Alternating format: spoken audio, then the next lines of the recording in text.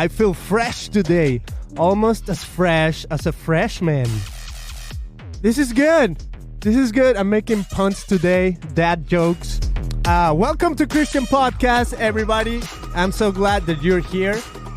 Today, we are going to talk about the after college life, sometimes as unknown as the afterlife itself. And for that, we're going to have an expert in after college. It's not me, even though I did finish college. And I've been talking a little bit about that throughout my episodes, that I ended up actually graduating 20 years later. But that's a story for another day, because today we have Erica on the show. Erica, welcome to the show. How you doing today? Peter, thanks so much for having me. I'm feeling great. I'm feeling pumped, excited to just be here on your show. Thanks. Awesome. Okay, so from the 5 emojis, which would you pick, and what is your strongest idea for today? Okay, so my idea for today it's pretty simple. My idea is, I think the church leaders, Christian higher ed, those who work with young people and care about them living out their faith all the years of their lives need to step up and step in to the transition into life after college. We must do more to prepare our young people for that transition. And I'm going with inspired. This idea wasn't originally mine, and I can tell you more about that. I had a rough transition out of college. That was also 20 years ago, but it could feel like yesterday. And it was a friend who came to me and said, Erica, I think we need to do something more for these young people in transition. And that was, years later when I was helping college students in a college ministry role. And so this idea that we maybe seek to actively master what we passively suffer, the Mark Savickas quote, I stepped in and said, this is a great idea. We need to do more. And I would say it was inspired even, I remember listening years ago to a sermon by artist Mako Fujimura, and the sermon was about creating into the void. This idea that our best ideas come from seeing those gaps and creating into the void, into those spaces. Wow. And this is a huge gap in higher ed right now. It's a huge gap in terms of college ministries and local churches really trying to step in. I'm encouraged by those who are stepping in. So kudos to those of you who are stepping in, but we need more people saying, I feel responsible and I want to prepare our seniors for what comes next. Wow, what a great idea, just from one emoji. And that is the inspire emoji, everyone. Oh yeah. I feel inspired too. This is so good. I love how you're talking about creating into the void, almost like stepping in the gap. And so if I would use my pastor's words, he says, I believe the answer is in the room. So whenever somebody's trying to propose, this is our challenge, this is what we're facing, and he's like, okay, who do we have? Who is in our team, and what are the qualities that everybody in this team has that maybe this challenge and this, whatever we're facing, maybe the answer's right here, and we just got to tap into our expertises, into our own abilities or qualities that God has already placed. So I love that. I mean, creating into the void, so good. That's going to be the Kickstarter for this conversation, Erica. So let's talk about a little bit of what you do, because I feel like you're precisely that. You saw the need. You finished college, graduated, you experienced it, and at some point you said, we got to do something about it, and you're one of those people who's doing something about it. So tell us a little bit more about what you do and who you are. Yeah, so thanks. For many years, I led a program called Senior Exit with Penn State students. I'm in central Pennsylvania for your listeners, and we are a stone's throw from Penn State University. And what we saw was there were so many seniors who lived out faith in brilliant ways and in beautiful ways during the college years, and then they left. And it was a struggle, challenges on every front, faith, finances, friends, all the things. And they were reaching back saying, can you help? And a colleague of mine said, Erica, how about instead of helping these alums, not that we didn't want to do that, after the fact, can we do something on the front end, something that is more preventative and less remedial after the fact? And that's where Senior Exit got its start. Johnny Pons and I said, let's get this thing rolling. And so for probably over a dozen years, led Senior Exit here at Penn State, and then got excited about how can I help other people launch these kind of programs across the nation. And so I'm thrilled to say that there's many more senior experiences that are popping up across the nation as I continue to work with others in making that happen on their own campuses. And I'm just encouraged by more people stepping into the responsibility of this. I have my master's from Geneva College, and I got to research kind of the effectiveness of our program through my capstone project, and was super encouraged to find this is making a difference in the lives of students. Gathered many, many stories during that research, and that's what became really the fuel for the After College book, and continue to love to resource practitioners across the nation who say, give me those things that I need to exit these seniors well. Wow, what a great heart. That is amazing and beautiful. And thank you for stepping in, and even kudos to you for doing this. That is so cool. I think these things find us, right? I just was in the room, these things Love find it. us. Yeah. Yeah. That makes sense. Okay, so I'll tell my story real quick coming out of college, and then I want to hear yours. And then we're going to kind of like develop from there into what are some scenarios the typical scenarios that people face after college. So mine was when I finished college, didn't really get my diploma, like I said, until like 20 years later. Maybe it was 15 years later, but no, after 10 years, everything sounds like 20 years passed by, right? So anyways, I ended my school in Mexico. That's where I grew up, in Guadalajara. Next year, so that was 2004, the beginning of 2004. I came to America right after. And then by 2005, I was here for good.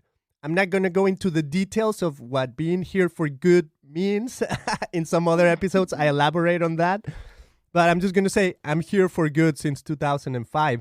So in a sense, it was almost like right after college. And then this is what my experience, right? And I'm going to try to make it short because I want to hear yours. But my experience was, wow, I've been studying for so long, and I'm in a different country under a very specific set of challenges for myself, with a very specific and almost like limited family around me who could kind of like be supportive and things like that. Maybe even limited resources. I'm just going to put it that way. And it's also the time where I'm like, am I going to get married? Who am I going to marry? And then I ended up getting married 3 years after, in 2008, or maybe 4 years later. And then I realized, wow, okay, so I mean, life after college, it was almost like, now I'm married. Now it's an entire different experience, whatever I've lived in the U.S., than my whole entire life in Mexico, right? Mexico was growing up as a kid, going to school.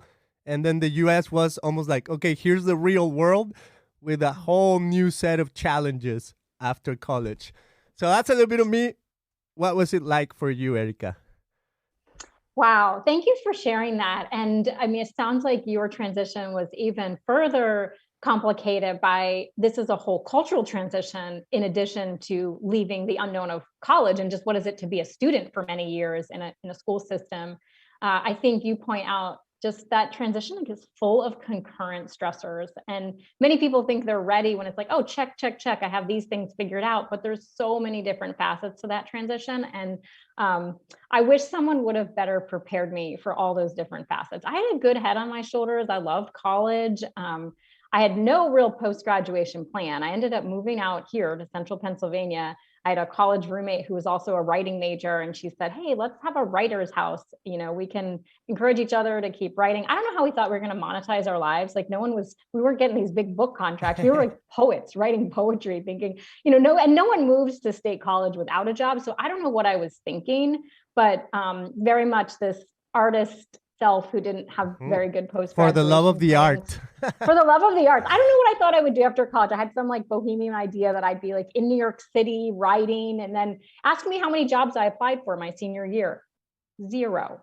So I really did. And that was just one aspect of my life that I felt unprepared for. How do I translate this 4-year degree into a viable vocation? How do I monetize my life? I mean, that was really a question. How do I sustain my living here? How do I find friends? My friend that invited me to move to Central Pennsylvania, Kimi, was the only person I knew. And she was dating a guy at the time who she spent a lot of time with. So I was just really unprepared for, wow, it's Friday night and I have no one to hang out with. And all my friends have scattered across the US or even the nation or the world to do different things after college. So the loneliness, the feelings of even just, who am I? What's my value? What's my worth when I'm not seeing this constant performance feedback in terms of my grades or, ways that I was used to getting feedback on how I'm doing. I'm not saying that was healthy, but so just so much changed at once for me, and I was not prepared for it. I also had my heart broken. So it was just all the things. And I'm not saying my story is everyone's story, but what is common that I hear again and again is there's struggle in that first year out for many people. And if it goes more smoothly, than you envision, if you have listeners here whose children are about to transition, it goes more smoothly, praise God. But if it doesn't, I wish someone would say, Erica, you're not alone. And it's okay to not be okay right now. You're not alone. You're in a huge transition, and it's okay to not be okay. And it will eventually be okay. Wow. Yes. And I wish somebody would have said that to me too. It's going to be okay. I mean, I don't even want to talk about myself today. I think I've done it in other episodes, but there's a part that just rings so much true that basically what you were mentioning is monetize, like money is important, right? And friendship. And I think those two hit hard, especially as I look back in my early years in the US, were basically my early years after college, and monetization was super hard, right? And even the fact, so I'll throw this into that, I think it's related to this conversation, is the fact that I had a communications degree, right? That was my what I studied. And when I came to America, I found out that really, it was going to be, there were challenges that were not letting me experiment with this, with my knowledge, right? With my capabilities, with my passions. And I worked in construction for 13 years or so. Right. And it was almost like in this rhythm of, well, now I want to get married and there's got to be a source of income somewhere. Right. And I realized that for me, it was finding the beauty in that, because in a sense, I never thought I was going to do construction. And I was like, this is not for me. In Mexico, I never grabbed a hammer and put a nail in a wall. Right. And here I learned so many things, even this studio and everything, it's part of it is because of what I've learned. So I don't take for granted the schooling that I had after college, right? That it's okay, here's some other skill sets that you still need to develop.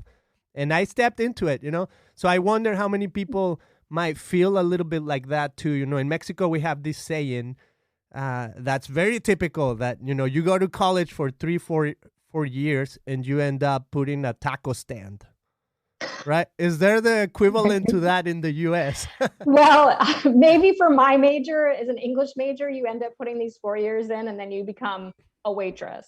Right? I mean, is that I don't know if that's similar. Yes, I think that translates. Yeah. And right now, I mean, we could have a conversation even just about those degrees that don't sound like jobs, and how people, even parents are saying, are you sure you want to get this degree? And we've, in good ways are asking pragmatic questions, but I also think in problematic ways, we're devaluing the value of the liberal arts education. And I'm so grateful that I was an English major. I didn't say that when I first was out of college waiting tables, but I'm so grateful for the critical thinking that I developed in my major, and the writing skills and communication skills. But, and also I think to your point of grabbing that hammer, it's okay. All work created good, right? And if the goal is faithfulness in all areas of life, you had to put food on the table. That's faithfulness. And so all work created good. I think sometimes in our 20s, we have this idea of I have to get the dream job out of college. And surely we want to get the job that we trained for, but how many people, even 20 years out, are doing the thing that they trained for in college? We like to talk about the 20s as training for that next thing, because we're developing skills even in those jobs that we thought, oh, this is surely not the job I thought I would have after college. But how does that teach us how to relate to people or how to manage something that we wouldn't have learned before? And so I really encourage listeners to resist the whatever job kind of mentality. Like, this is the job that's just kind of the whatever job. God can use any job and doesn't waste any stretch. Wow, I love that. So I'll tell you, it's stirring this memory in me, which I still do. There's a job that, part of my rhythm of doing construction developed also into doing a little bit of landscape. And I was helping now a really good friend who had a landscape company, and I was his partner, and we were doing, 30, 40 houses throughout the week. Then at some point, I moved on. Then he retired and said, hey, do you want to take on a few of the accounts? There were like 5 accounts left. I took him on. To this day, there's only 2 accounts left, but they happen to be right in the water, right on the ocean. The place is amazing. It's in Corona del Mar. And it became almost like therapy for me to go there on Fridays. Now it's just, I love it. I love going there. It's my rhythm. I do a little bit of cleanup, and it's the time when I listen to podcasts, and it's just a tool that I'm using to almost like connect to nature, connect to myself, connect to God. And now the important thing is that now I'm inviting my own kids to come here every now and then. One of them is 10, the other one's 12. And every now and then when we get the chance, because it's normally during Friday, right? But let's say right now summer's about to kick in. Well, guess what? My 2 boys are going to be doing at least every Friday. I'm going to bring them on, right? And they're going to learn a few of the skills. And sometimes they don't want to come because they say, I don't want to be scrubbing bird poop on the dock. I don't want to be cleaning tables. I don't want to be, trimming roses and things like that. And I said, hey, don't you remember like the whole Miyagi thing, like the Miyagi-Do thing, like wax on, wax off? That's right. You may think you're not learning karate, but in reality, it's exactly, you're learning some skills that you need. So what do you think in terms of that, almost like the menial of the jobs that can be helpful, right? Oh, I think it's beautiful. And we're not talking about that enough. I think we have, these ideas that I have to go out and get that, that dream job, and we're chasing, sometimes even chasing that shiny paycheck or whatever. But we're made in these moments of the ordinary. I mean, what else do we have but the ordinary lives that we live? And I think if we can't learn to worship God in the ordinary and to help young people see the value of any job, that any job can be an act of worship. God says that work was created pre-fall. And so it's not this necessary evil. Even scrubbing that bird poop or clipping those roses, like that can be a way to connect with God in the ordinary in beautiful ways. And it can be an awesome way to train your young men, train your young boys into men who value hard work. I mean, sounds like a big motivation there. And I think that's excellent. Yeah. And they earn a little bit of money, right? So, there's a little bit of the reward of showing up to do the job. So that's so you talk about in the book about being faithful to God, being faithful to community, and faithful to our calling. And this almost like being the challenges that we face after college, right? How do we continue to be faithful to God? How do we continue to be faithful maybe in finding a community of faith? I know for a lot of people that is a big challenge, right? Like even connecting back to the church. So what have you witnessed when it comes to, kids after college? Some parents even say, I'm afraid to send my kids to college because they might lose their faith and things like that. It's almost like they equate college with, now you don't believe in God almost. Yeah, sure. I mean, I think it's wise for parents to think about who's shaping, my kid's education. Those are the most formative years, those really formative years of college in terms of, kind of calling into question everything I ever was taught. And then you're deconstructing, but you're building, and who's helping them build, I think, is a really good question. I'm so thankful for the mentors in my college years who helped me rebuild and gain a worldview that really for life, for interpreting life, because life is hard, right? And we want a worldview that can make sense of our fear and our pain and all of it. But I think I teach at a large public university.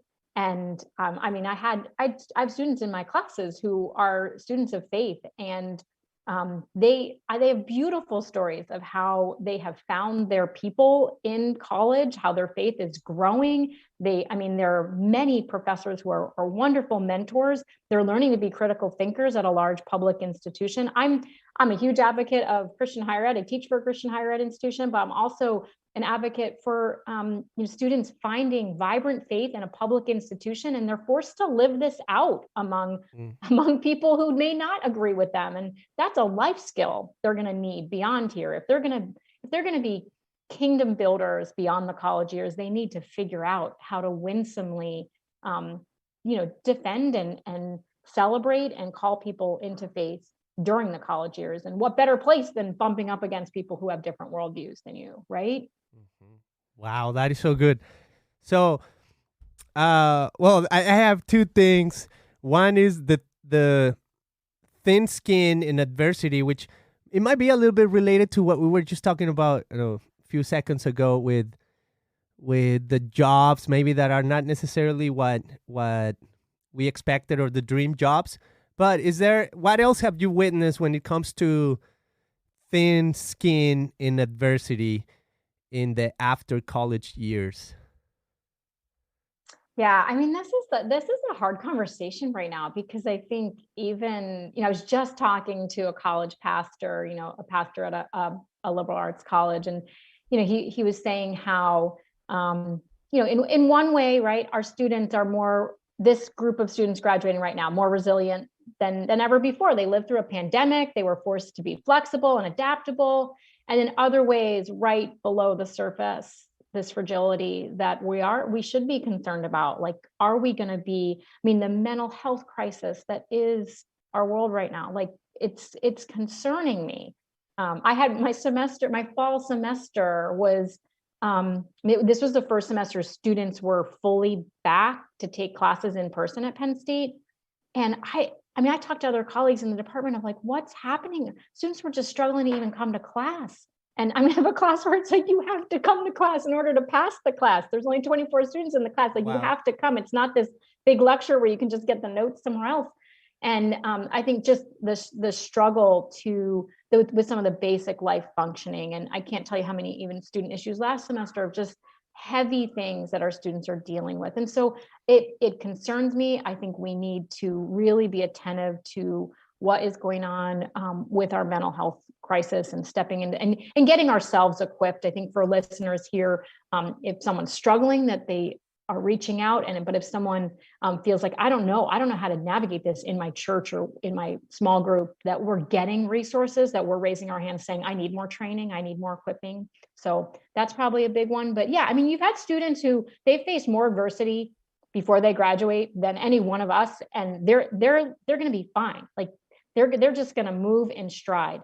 And then others who I think they need to put themselves in more adverse situations. Do a semester abroad, do a semester in a place where, if you've never been an ethnic minority, be in a place where you're an ethnic minority for the first time, to stretch yourself and to prepare yourself. Because we learn how to navigate adversity when we're going through adverse situations, which is unfortunate. Like, hey, sign up for an adverse situation. No one wants to raise their hand for that. But it's those transformational experiences that, all the studies show that's where the real stuff is happening. That's where students are learning. Why do we throw student teachers into a classroom? Because they need to face that adversity before they get there in their own classroom. We need that for every major. Mm-hmm. Oh, wow. That's good. I love that. So, well, there's a story that I was thinking of when you said that. I'm just going to say it, just for the sake of being fun today, which, hopefully a lot of people that are listening, it's the age to have fun too. So one of my really, really good friends who's a musician in Mexico and whatnot, he's got a little brother that when I left Mexico, he was like a tiny kid, right? Like 5 year old, 4 years old, something like that. And then a few years later, my friend came. He was touring the United States with his new band and whatnot. And I went to one of the shows and I asked him, hey, how is little Rafa doing, your little brother? He's like, what little brother? He's like a teenager, man. He's a pain in the butt. He's like, oh, no, my parents. And I don't want to throw him under the bus. You know, this is like a fun story. He's like, just coming from a friend, right? He said, I felt like my parents gave him everything when he was growing up, like everything on a silver platter. That later on when he started, being 15, 16, he just became a pain in the butt. And then my friend said this phrase. It's like, no, man, like he said it to me because I had little kids right back then. He said, every now and then, just make him trip, man. Just put your feet and make him trip. So it was almost like, I mean, not in a bad way, but almost like this sentiment of like, don't just give him to them that easy, right? Make him like earn it and work for it. So is that a little bit what the thin skin can be? That's good. I think that's good. I mean, I can say the same thing as I'll never forget the time where my kids were super little, probably like my kids are similar ages to yours, 8 and 10 right now. And I remember, I think my daughter's my oldest. She might've only been 3 or 4, and my son, just a couple years younger. And they were struggling with something. Like, I don't know what they were trying to set up, maybe a kid tunnel or something they wanted to set up. And I was like, I was ready to just swoop in and fix it for them, right? Like, hey, I got this, let me help. And my husband watched it and said, Erica, let them figure it out. Like, don't swoop in. And it's just so easy. I'm a driven person. I want to help them keep moving forward. I'm kind of the pace setter. And it was that a moment of realization, like I have to let them struggle with things. And I'm not saying I have no idea how to do this. Like, I'm figuring this out as my kids grow up. But I do think what's trending right now, I mean, parents have been called the helicopter parents that hover. And now the new term is the snowplow parent who just paves the way, like just makes the way for their child. The snow cloud? Yeah, they just, the snow plow, like you're plowing the snow. Okay. I live in, a place where it snows a lot, but I saw a meme right after I got in final grades that says, if a parent, contests the grade you give their student, I'm putting out my final grades to my students. If a parent contacts you to contest the grade, you get your mom to talk to that parent. Like, this idea that it's ridiculous, but, parents are intervening maybe too much. And so I don't have all the wisdom to say. I'm still a young parent, a parent of young kids myself. But what I can say is, when I've observed parents stepping in too much, it doesn't help the student. It actually makes it worse. And I don't want to tell the details, but I had a situation this past semester where it was something like that. And the student really needed to navigate it, but the parent stepping in was actually making it worse. Wow. Yeah. Okay, parents, not too close, please. That makes sense. So, I mean, out of this, first, I want to kind of like tease that. I want to talk about the navigating sex and dating and some of the myths that are around this. But before we do that, let's talk about a little bit of the kids coming back to their parents' house after college or after whenever, right? And me as a Mexican, to me, that's totally normal. Like in Mexico, it's very typical, especially if you live in the big cities. You go to college while you live at your parents' house. Actually, you don't call it your parents' house. You just call it my house, right? I mean, it's just a communal thing. You never say, okay. I don't know. There might be some parents, right, that say, no, this is my house. You get your own house and then you live there. But for the most part, my experience is you go to college, you come back, and you're home because that's your house, right? Now, there's a few people that maybe come from outer state, from smaller cities into the bigger cities because the universities are bigger or better or whatever.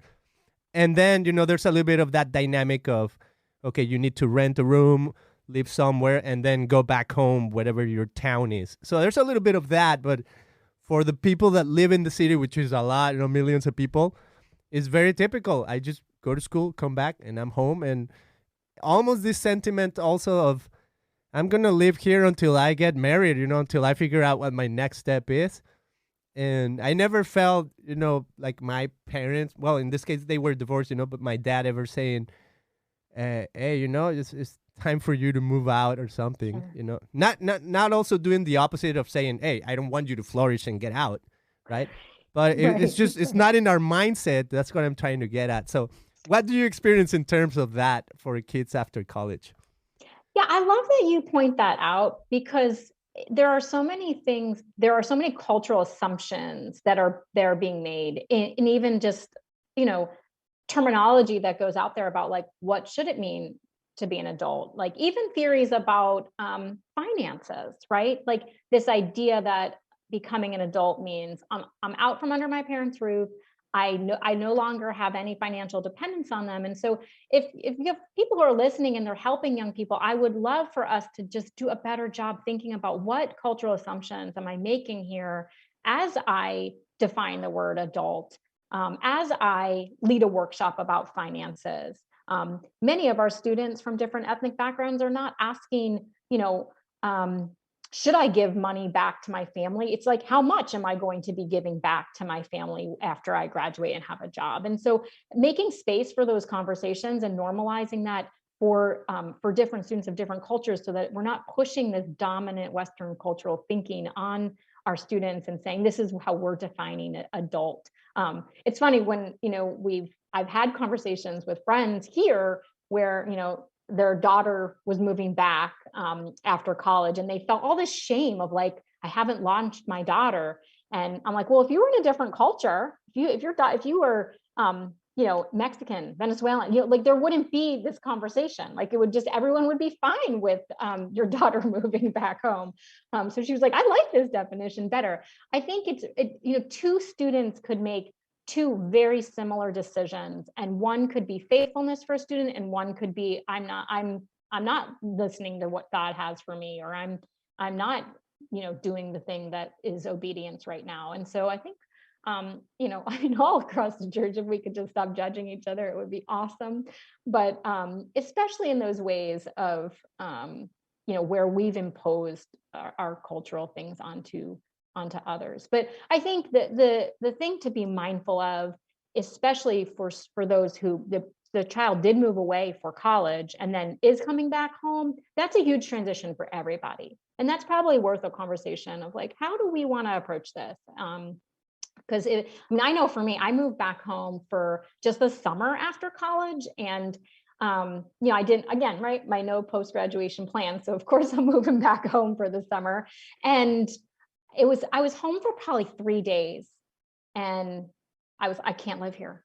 I can't live here. I love my parents. They're wonderful people, but it was all the autonomy of college and then being back under their roof and them asking me like, where are you going? Knocking on my door, like, what are you up to? And I'm like, I'm not building any bombs. I just want a moment of quiet. Like this idea of, it felt very claustrophobic. Like I'm in an elevator with lots of people, and it wasn't, I had to make a plan to get out. But I think just really talking through, I can tell you other stories of alums who moved back home, and it was like such a sweet season. It was like for the student and for the parents of like, this is wonderful for both of them to just enjoy the relationship because they were given those years together. So it could go either way. And I don't want students to feel like, oh, I'm selling out if I'm moving back home, but I also don't want students to feel like, oh, that's just my safety net, and I'm not going to be obedient and launch out if they need that push. Mm-hmm. So you're saying almost like the cultural assumption in the US of after 18, you're out for good should be a little bit like taken into consideration again and revisit it.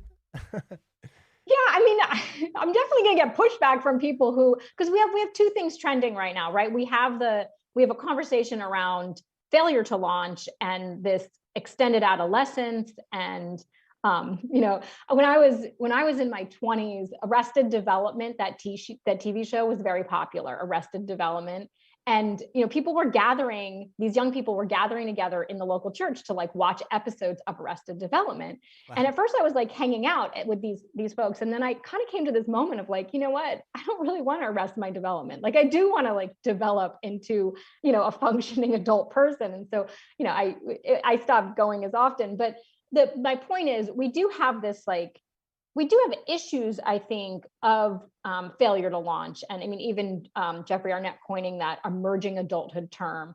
There's things that are really helpful about that, I think, to keep in mind. Students are meandering towards certain life goals. And there's beauty in celebrating this, diversity of how people's trajectories go. So yes, I do think we need to like not shame our neighbor if their 18-year-old moves back home after college. And I also think we need to challenge young people that, 30 isn't the new 20, like the Meg J phrase of the decisions you make in your 20s are setting you on a trajectory. And so to just have like one grow year after the next and please go fund me to do it, that's not maybe the life that, I hold both of those in tension. So I didn't give you a very helpful answer, but I think it's both and it's situational, right? Like what's the situation of why this young person is moving back home? So yeah. I love it. So I think at unison, we need to say something, especially, I mean, I'm like 20 years after college or whatever. I would love to say this to you who is listening is maturing is actually pretty good. Right? Would you say that? Yes. All right. So part of maturing is also how do we navigate that area, especially in those years that, I mean, it's so important. Like you said, when whatever you do in your 20s can change and shift the trajectory of your life in your 40s and 50s.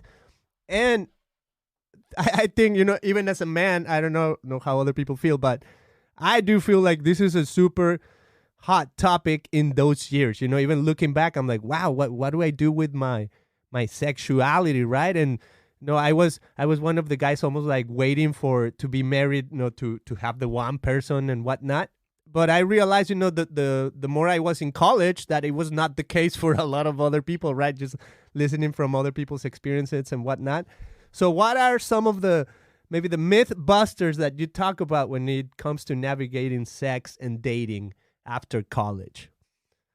Yeah. And I have a lot of compassion for young people who are navigating sex and dating right now. It is not a friendly landscape to be navigating those things. And I don't know how you do it in a way that honors God without other people who think like you and the Holy Spirit. Like if you're going to pursue this in a way that gives God honor, I don't know how we do it without other like-minded Christians and God's Holy Spirit that He promises us. So I'm not pretending that this is an easy road to walk, but I think what I can specifically talk about is right after college, some of the temptations that can come. And what I've noticed with people right after college is maybe this lie that, if I can find my person, my life is going to become stable, because so much is shifting. And often we're looking for that stability somewhere. And even if we know in our mind, okay, like Jesus can be stability, God is a rock, we can look for that in sometimes the wrong places. And I can tell you story after story of alums who, and I wrote about one specific alum in the book who, he would say, I had boundaries, I had values, I knew what I wanted and didn't want. And yet, when he met this young woman, it was like that started to compromise those things and started kind of believing that lie, like, okay, this relationship is stability in this shifting time. I'm lonely. I moved, halfway across the US for this, job or grad program. I can't remember which. And then it was because he didn't have that community around him established yet. It was just easy to slide into something that was not the best. And I wish that was just like one random story, but I've heard stories like that again and again. Students who just compromise, like, okay, these are our boundaries, but then in the chaos of transition, compromise that. So yeah, I think that's one of the one of the myths to watch out for, is like looking for stability in a shifting time in an unhealthy relationship. That makes sense. So almost like putting your hope and your foundation on finding the one person. So is that idea of once I find my partner, then that part of me is solid. And what you're saying is not necessarily, right? I mean, that might be good that you find the one that you think, but that may not necessarily be, maybe not even the one. Maybe the one is not the one, right? Yeah. I mean, and that, I think just that idea, looking for that relationship to stabilize you. And if you think like, once I meet this person, everything's going to be awesome. If you want to have challenges in your life and to become more like Jesus, stay single. If you want to have challenges in your life and become more like Jesus, get married. Like either one of those things is going to refine you. And so I don't think it's like one or the other, or that we've arrived when we get married. I also think this is very common. I would say like in the Christian subculture in the US is this idea that, once you leave college, that window for meeting your person closes. Like if you didn't meet your person in college, the chances of it happening after college are so much lower. Now, granted, you're in college, if you go to a Christian college, or you even study at a public institution and get involved in the faith community, yes, you're in a space that's an incubator for, relationships that may not exist in the exact same ways after college. But this idea that you're, eternally it's not going to happen for you. I didn't meet my spouse until I was 27 and he was 28.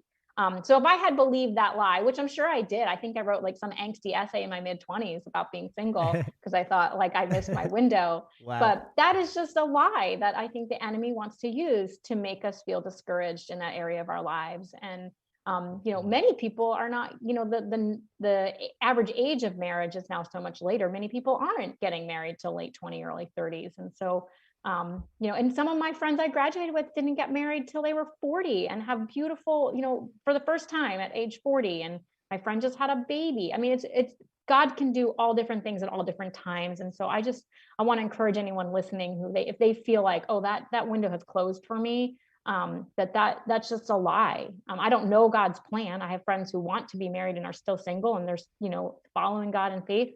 But I don't know. I don't pretend to understand the mind of God, but I'm sick of the mind of people saying this is the window has closed. Wow. So that would be myth number 2. The window is not closed after college. Okay, that's so good.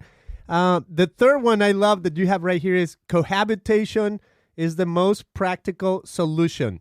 That's myth number 3. What have you witnessed and experienced when it comes to cohabitation?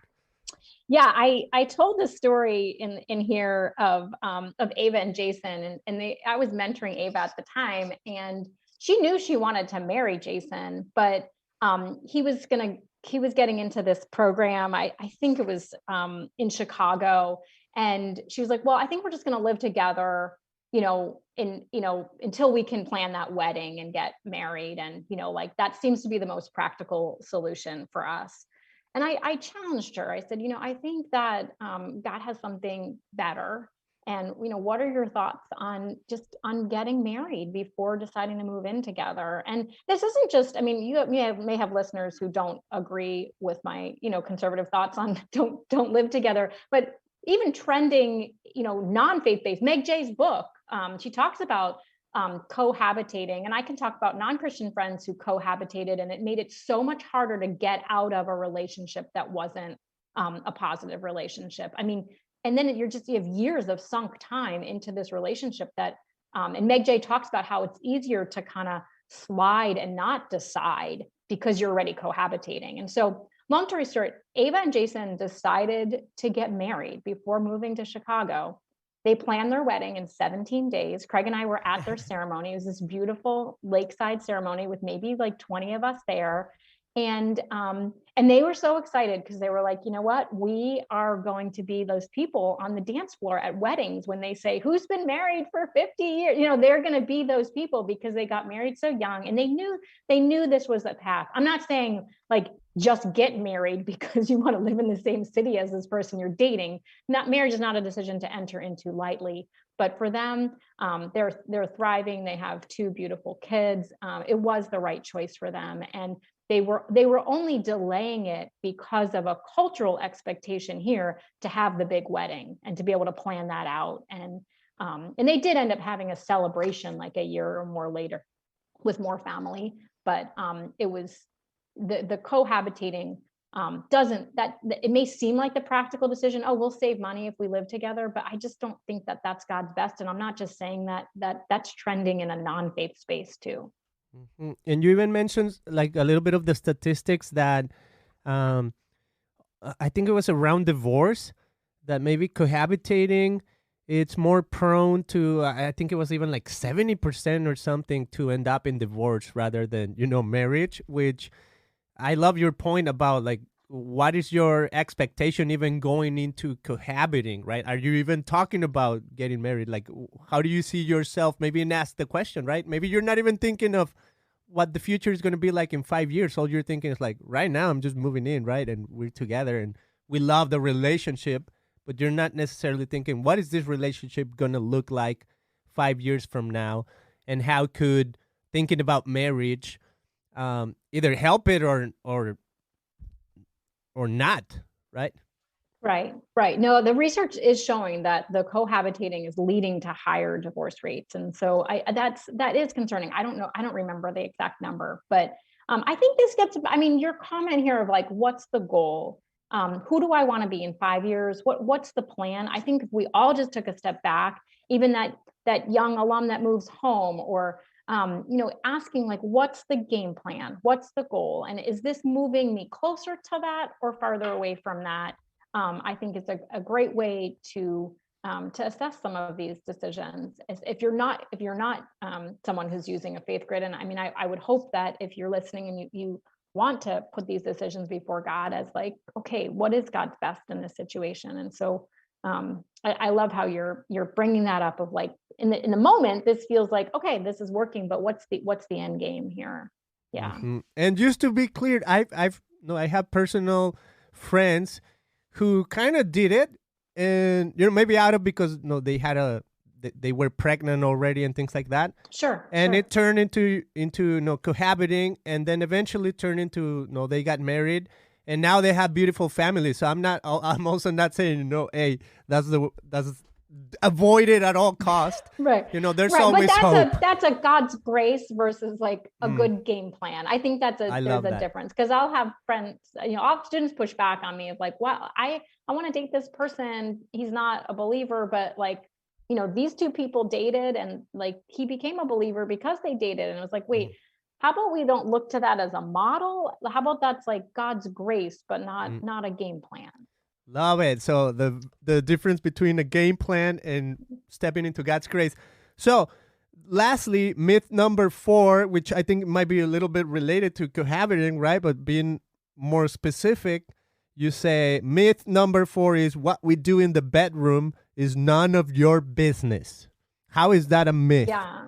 And I pull that from Lauren Winner, Real Sex, and I mean, not that exact phrase, but basically her comments about on one hand, the culture has just flaunted sex everywhere. I mean, we got talk shows where people are just sharing things that were never meant for general public in a totally inappropriate way. But then we also have this idea that our actions, whether that's premarital sex or pornography, or like that, it only affects me, or it only affects me and that one other person, when we're ignoring the ways that all these decisions form us and shape us and have an impact on if our current sexual partner isn't the person that we are going to spend the rest of our lives with, like that is going to have an impact on that future relationship with the person you are going to spend the rest of your life with. And I'm not in any way in that part of the chapter suggesting that we air our dirty laundry or like be public about our sexual relationships. But what I'm saying is that this idea that my decisions only affect me is not true. It's and if you've had to have a conversation with someone that you were about to marry about your past decisions, that could be one of the most painful conversations you have. And so trying to make decisions with the person that you are dating that just really honors them and honors any other future relationships. And that's what I mean by it becomes something that forms us, and therefore isn't just this private thing with no implications outside of those decisions. That makes a lot of sense. We are communal beings, and whatever I do, it does impact those around me. So there is an element of stewardship and an element of accountability with whatever we do in life. It's going to affect those around us one way or the other, for good or for bad. So here is what we're going to do, Erica. This has been amazing. And I'm going to give you an emoji reaction from the gods of Emojitron, okay? So gods of Emojitron, what's the reaction that we're going to have today?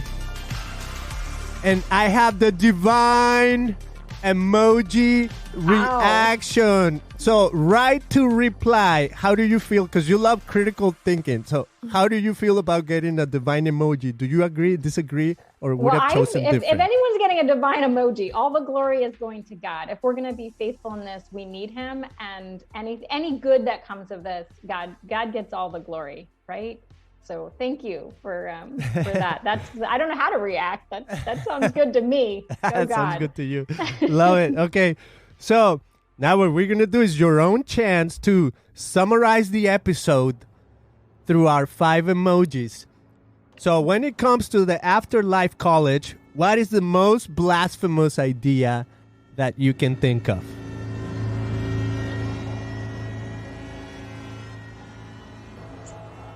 Most blasphemous idea when it comes to life after college. I just keep going to this idea of like, we're not going to do anything in this transition. Like I keep seeing people who, it's like, don't let the door hit you on the way out. We've got to do more, because it's just not, it's not the mission. If we want people to follow Jesus for the rest of their lives, we have to do something on the front end. And so, I don't know if I would use the word blasphemy, but I love it. That's a great question. I think you're talking about apathy. Okay. Apathy, right? Yes. That's blasphemous right there. All right, good enough. We'll take it. A skeptical or skepticism, where you see it played out in the after college life. I think that I'm specifically thinking about those who are, wanting to intervene during the college years, thinking, is this going to make a difference? Like if I step in, is this really worth my time? This seems nice, but is it really necessary? I would say this is crucial. This is mission critical. Like we have to step in and care for people. And then for those out of college who may feel like the floor got pulled out from under me, like the carpet got pulled out from under me, and I'm questioning everything. Like, is God really God? I just think about that quote of like, just to be patient with the questions that you have in your heart right now, all that's unresolved, and that God is going to show up, the ROKU quote of like, be patient with everything that feels unresolved. It's okay to be skeptical right now. God is going to meet you in that skepticism. It's okay to be skeptical. I love that. Inspired. Where does inspiration come from? No, you go.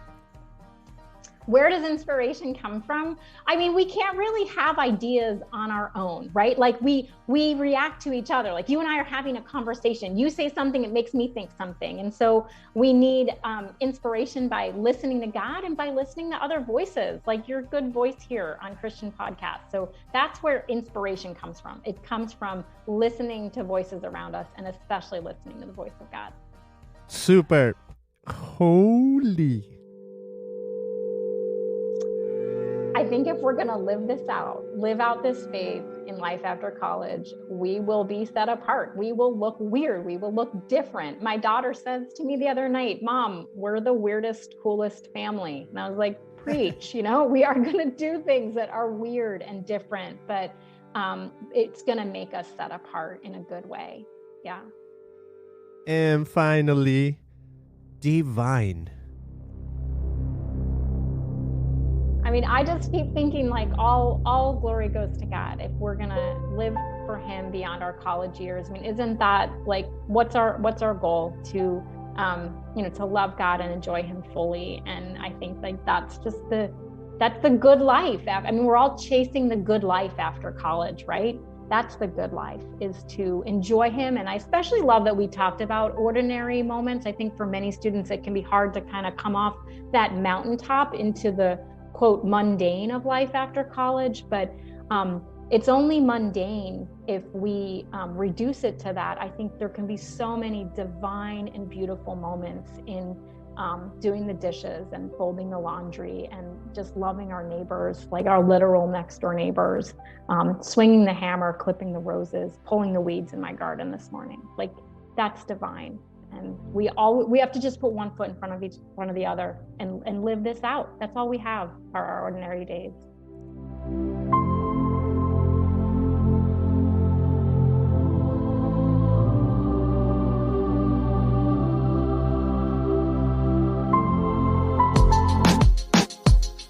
Oh, that was amazing, Erica. It was so good. So here I have it. After college, where do you want to point people to, Erica, to find out more about where they can get the book or about the type of work you do and inspire other people to do similar? Thanks so much, Beto. Yeah, please check me out at aftercollegetransition.com, or wherever you buy books. You can grab a copy of After College and connect with me on social media if that's helpful. I'm happy to be a resource to you as you're caring for young people, or if you're someone who feels lost in transition. I want you to know that there's help and hope.